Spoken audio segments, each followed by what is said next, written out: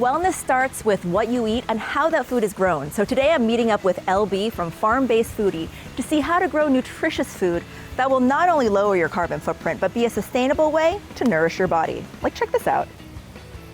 Tomatillos. What a garden, LB. This is amazing. Thanks. So tell me a little bit about your philosophy when it comes to gardening. Wellness starts in the garden. So we are building wellness from the ground up. The soil is the first link in the food chain, so if it doesn't exist in the soil in terms of nutrients, it won't transfer to the food you grow. So we focus on the soil, and then the plants know what to do from there.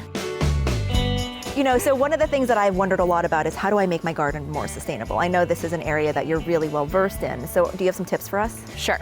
The first thing, like I mentioned before, feed the soil.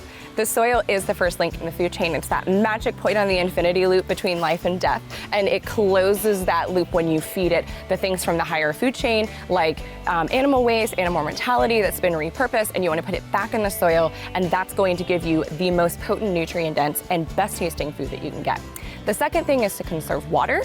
You want to water at soil level whenever possible. You don't want it lost to watering the pathways or, watering evaporation in the air. So what do you mean when you say soil level? So water, like when you're actually literally watering, get down on the ground? Yes, so you want to put it up under the leaves, not necessarily on the leaves. Oh. And then you want to buy plastic free whenever possible. Yeah. So many people get into the garden world because they want to do something more sustainable, but if you walk through a garden center, it's rife with single-use plastic.